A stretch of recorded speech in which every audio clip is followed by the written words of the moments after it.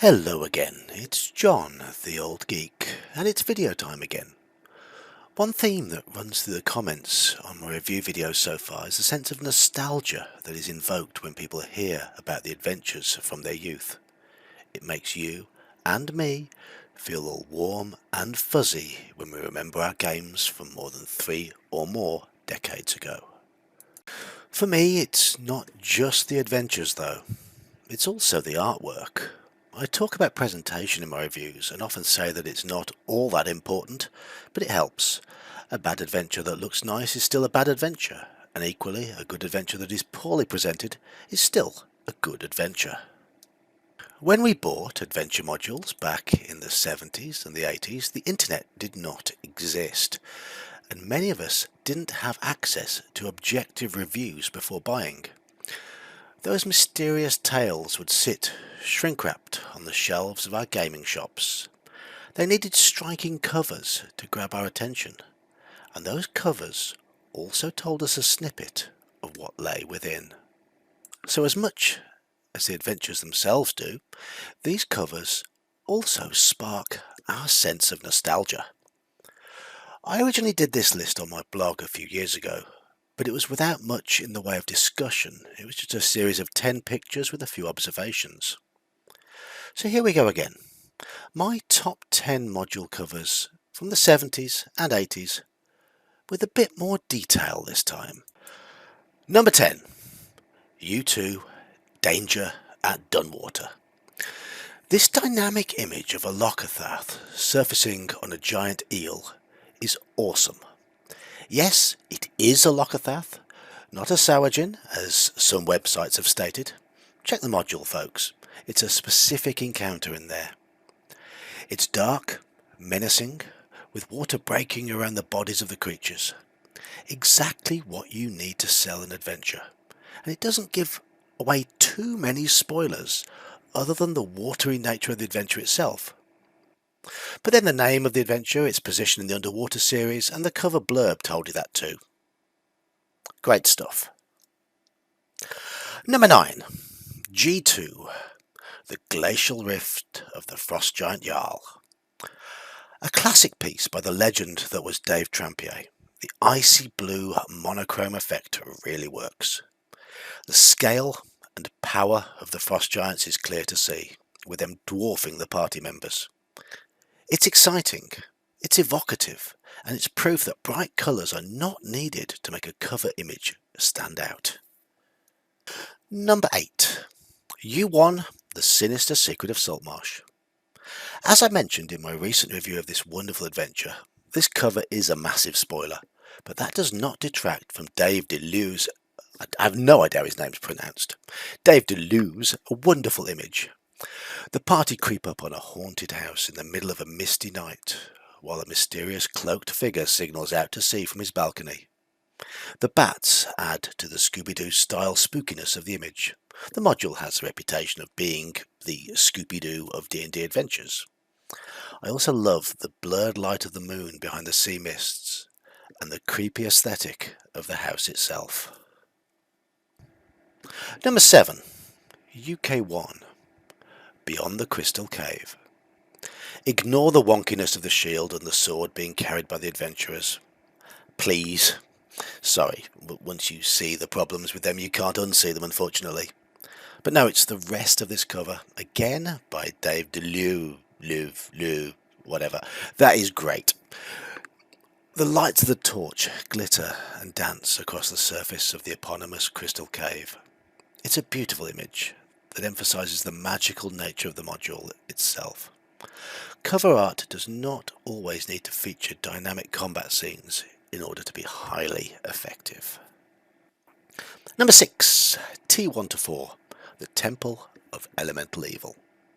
This long-awaited follow-up to the Village of Homlet came with this magnificent cover piece by Keith Parkinson, who was one of the great fantasy artists employed during the later era of 1st edition AD&D and earlier 2nd edition.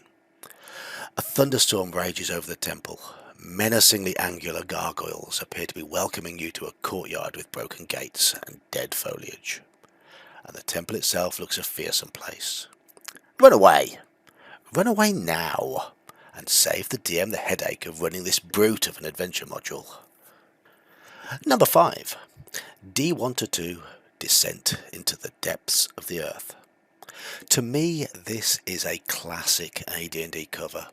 Not so much due to the technical qualities of the artwork, it's clearly not at the same level as the Temple of Elemental Evil, for instance, but for the content. The artist, Jim Rosloff, produced a vibrant image of the party battling the then new, unknown alien Kuatoa. The colours enhance that otherworldliness wonderfully, and surveying the action, an idol of their goddess Ablipdulpulp. Try saying that after a few beverages. I love the green glow around her image and the wisps of blue smoke rising from parts of the scene. Number 4. B4, The Lost City. A classic adventure from the basic line of modules. This is an example of the cover image perfectly encapsulating the tone of the adventure itself. Deep inside a pyramid, a culture lost to the sunlight and driven insane. There's confusion to the scene. The cult leader is confidently trying to exert his dominance, while the party seem to be torn between fighting, running away, and helping themselves to the loot. It's the little details that make this Jim Holloway piece stand out for me, though. An insane cultist hiding in the foreground. There are two backing away at the far right, and the contrast between the lurid colours and the general darkness of the room. Again, it's not technically up there with some covers, but it doesn't need to be. It just works. Number 3. I3, Pharaoh. Another piece by Jim Holloway. Another that fits the adventure perfectly. He was good at doing that. Under the light of the desert moon, the faceless, ghostly Pharaoh guides the unseen party towards a distant pyramid.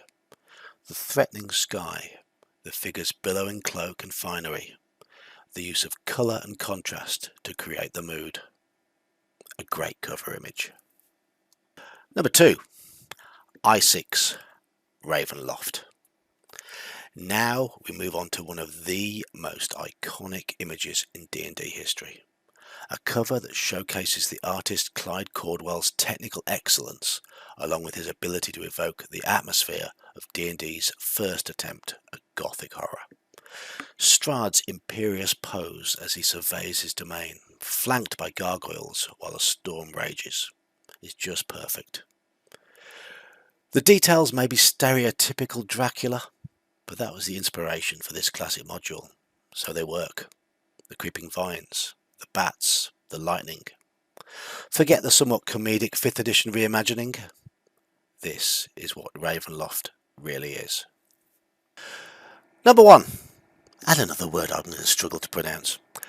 S4, The Lost Caverns of Sojkanth. I have no idea if that's correct. I don't care. There are many reasons why I'm putting this as my number 1. And yes, nostalgia is one of those reasons. But for me, this is everything that D&D should be.